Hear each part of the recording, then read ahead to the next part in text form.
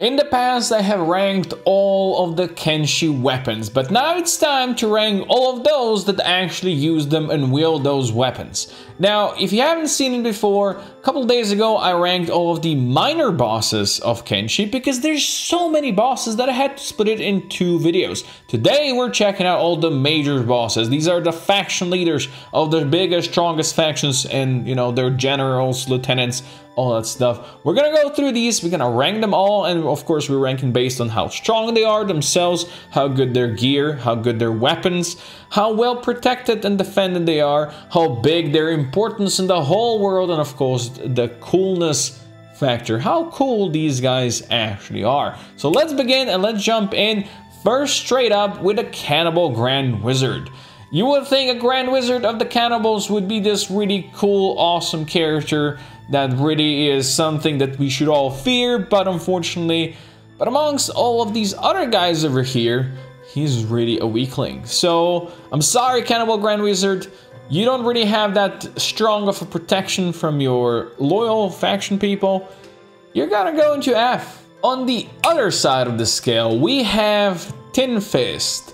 We all know him, we all love him, we all fear him. Tin Fist, he's the leader of the anti-slavers. He's got his Fists of Fury, or whatever you want to call them. And he's a martial artist. Everybody should fear a martial artist. We all know the martial arts is extremely overpowered in this game. He is the strongest of them all. You cannot change my mind on that. He is the absolute madman. He's got a 100k bounty and all that stuff. Tin Fist goes all the way up to the top, S tier for me. Continuing strong with the strong skeletons, we have the Mad Catlon. Everybody knows Mad Catlon. He is one of those craziest dudes out there because he's Mad Catlon. You know, he's got good gear. He's got the Meitu Falling Sun, which is like one of the bestest ever weapons out there that exist. And he also has this tiny army of 100 Storm Thralls protecting him. So if you want to fight him, you're probably going to have to go through that. Now, of course, that can be cheese, but let's not go into the cheese mechanics right now. He is the epic leader of the Second Empire. He's got maybe not as much importance in the world anymore these days, but he was the biggest, bestest big boy out there. And for that, he deserves an S. In my opinion, he is not as strong as Tin Fist, he's not as good as Tin Fist, but he's definitely S tier. Next on the list, we have the man who everybody loves to hate, Holy Lord Phoenix, the leader of the Holy Nation. But compared to the big skeleton boys over there, his 80s stats don't mean that much when you have those big boys with hundreds in stats. And while he might be leading a city and a new nation, these guys have led an empire in the past. And let's be real, if you try to get to him, try to defeat him, it is much easier than trying to defeat a Tin Fist, let's say. You don't need that strong of an army to defeat him compared to other guys. For me, Holy Lord Phoenix is a B. Next we have Lord Tengu, the leader of the United Cities. He's got a lot of territory that he can control. He can almost call himself an emperor, but still, him, personally, he's a weakling. He doesn't have much in stats. He got like 60s in stats. He might have a Meitu blade, like most of these guys have Meitu blades. That doesn't really make him a very special boy. He's got no armor, he's got robes and all that stuff. He's just chilling. Like, if he didn't have strong guards in his city, he really would be even lower than where I'm going to put him. But Lord Tengu, to me, if you try to defeat him as a player, compared to some of these others, he's a C. Yes, this might be a bit of a controversial opinion, but I think Lord Tengu really does not represent much of a danger himself. The last of the 3 big factions that exist today is Asata the Stone Golem, the leader of the Shack. I think she is one hell of a badass woman. She's got one hell of a badass big sword axe thing that she can chop off people's limbs right, left, and center. She is a big badass. Asata is a big badass. To me, she is much stronger and more difficult to defeat than the other 2 previous faction leaders, that is Phoenix and Lord Tengu. And her guards are also extremely strong. The 100 Guardians and the Invincibles and all that stuff. They're better than these guys, I think. And Asada, for her badassery, I believe she deserves an S tier. She's not as high as the 2 skeleton leaders, but she definitely deserves an S tier. Next on the list, we have a man that is feared by all players, the Bugmaster. This is gonna come as a shock to you, but I will not rate the Bugmaster very high. His stats are like in the 90s, but the man's naked. The man's naked! I mean, he's got some pants, but the man's naked. He might have a Made 2 blade, but the man is still naked. He might have some nasty guards, but he can really easily sneak past them, get to him, and then you're just one-on-one with the man, and there's no one else standing between you. You grab a ranged weapon, because most of these other guys, you cannot really target them with ranged weapons because they have the diplomat status. You know, they're leaders of their factions. Bugmaster does not have that.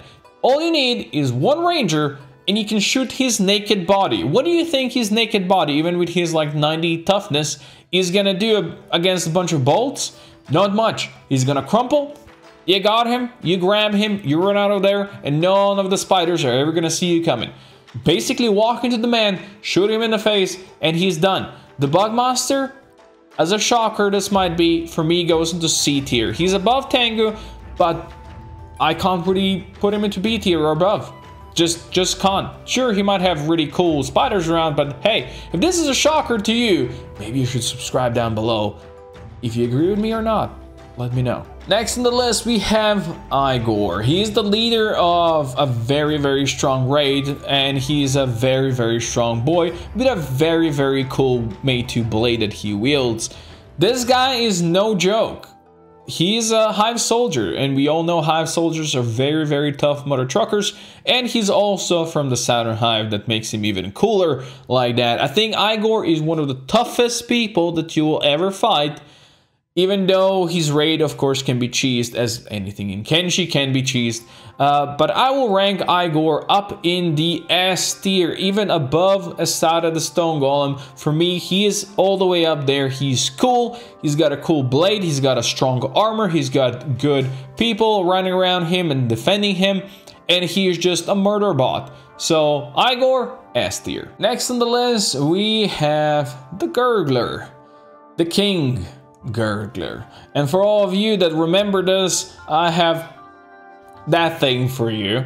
King Gurgler is not very strong. I mean, he's got a lot of strength, but otherwise his protectors will crap their pants pretty fast and get defeated very easily, and then that just remains the one big guy that you can just slowly bring down. He's not gonna do that much damage, even though he's got a Made 2 blade. King Gurgler, I am sorry.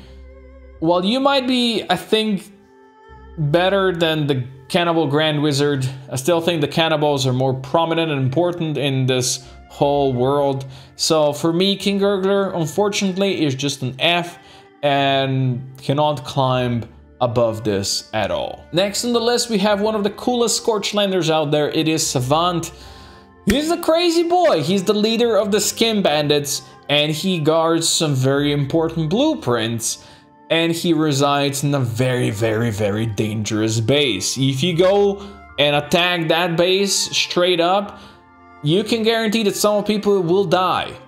It is a tough base, it's a tough boss fight. The man's got a really cool blade.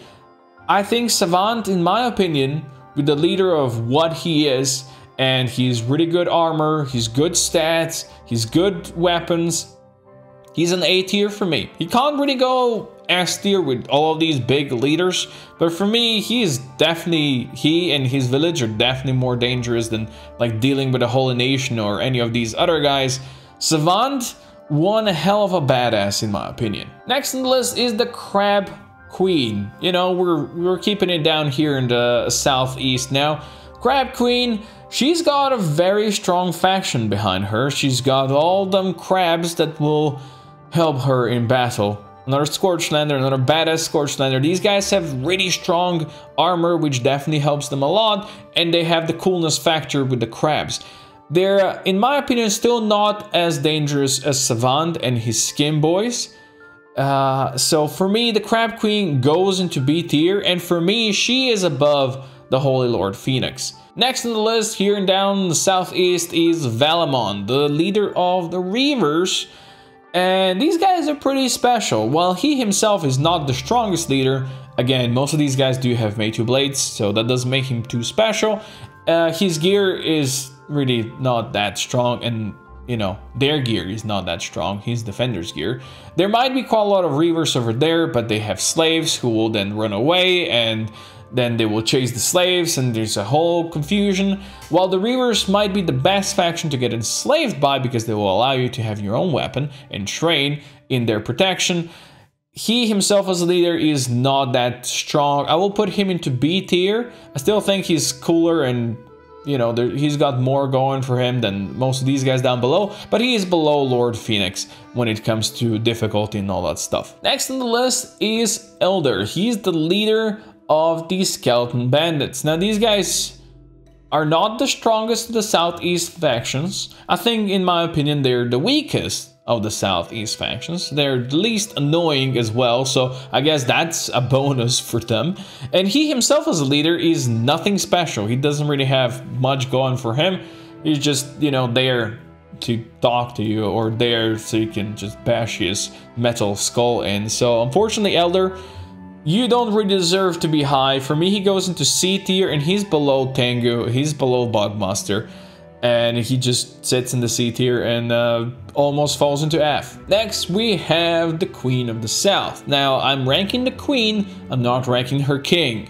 Because as you might have seen, these bosses are all human bosses. We're not ranking any animals or monstrosities, all that kind of stuff that remain, which is where the King would go. So the Queen of the South. In my opinion, these queens are not really hard to deal with. She does have quite a lot of importance in the world, you know, her being as a leader of the Hive. And she's got some really strong guards over there. Very dangerous. If you lose that fight, you will... the consequences can be really bad. So the Queen's got a lot of importance, you know, as a leader of the Saturn Hive. I will put her out here. Still, I think below Holy Lord Phoenix. She's gonna be in B. Right there. Another queen on the list, we have the West Hive Queen. In my opinion, she is in all regards weaker than the Saturn Hive Queen. Her guards are weaker. She herself is, I think, roughly the same, but doesn't have a May 2 blade or something like that. She is definitely not as strong in general. The most annoying part about dealing with her is swimming to her island. There's all that is. While she has a lot of importance in the world, you know, she's gone. The Fogmen are gonna start spreading, which probably not the best for anybody, but I think still she goes into C tier, and she's below Lord Tengu over here. Next, we go to the Ashlands, and there's 4 big boys in the Ashlands we haven't ranked yet. Let's first start with General Het 12. He's an Empire police guy. You know, he's a police officer. Nothing that special. He's got some masterwork gear. Nothing that special. He's got a May 2 heavy jit. Nothing that special. Still, these guys are very tough, very decently tough to deal with, and they had some real importance back in the Second Empire, which hopefully we'll see more of them in Kenshi too. So for me, he goes into A tier. I think Savant is still above these guys. Savant is just something special on this list, and I promise I'll stop doing this with my hand, because I just realized I'm just constantly doing this. What is wrong with you, hand? Stop it! Anyway, yeah, he goes into A tier. Let's continue onwards. Now, the weakest of these Ashland bosses, we have the head of agriculture, of course, another man of the Second Empire. He's done some agricultural revolutions back then that didn't really pan out. So, unfortunately, the man is just wearing some rags. While he is definitely protected by some decent guards, he doesn't really have that much going for him. So for me, he goes into B. He's probably the least important of all of these Ashland bosses, but he's still got some, you know, serious stuff going on. Next on the list is the General Jang, or Yang, or whatever man he is. He is Another member of the Second Empire. He's got some serious armor going on. At last, somebody, you know, ancient samurai. He's the leader of the Hydraulic Knights. And he's a bit of a badass. To me, out of all these Ashland bosses, not counting the Catlon, he is the strongest and the coolest. He goes into A tier. He goes above General Het. And yeah, he's pretty badass. And the last of the Ashland boys is the Rhinobot. He is a big, tough mother trucker of a skeleton. He is he's pretty decent. Compared to all of these guys, I think he still goes into A tier. He's above General Het, but below the Hydraulic Knight himself, General Zhang. Alright, last but not the least, let's not forget about our badass rebel. This is Maul. She's the leader of the Flotsam Ninjas. She is the lady that is rebelling against the Holy Nation. If that isn't badass, I do not know what is. While her village and she herself might be easier to deal with, I do still think she's got that badass attitude that definitely puts her above Holy Lord Phoenix himself. And you know, she's got the moral high ground. I'm doing this with my hand again, God. She's got some really good stats. She's got a decent bounty. Unfortunately, not much of a gear. But hey, you know, she's a rebel. She can't really afford that. She goes into A tier for me. She's gonna go above, like, Het. Okay, I can untie my hand. And let's wrap this up. Let me know how you would rank all of these bosses. Let me know in these two videos if I have forgotten any of the bosses that you would definitely would love to see ranked. And if you haven't seen the other video, it's gonna be linked up here somewhere and also down in the description, so go check it out. For now, thank you for watching. I'll see you next time. Also, hey, I'm streaming Kenshi almost every day. Go check it out.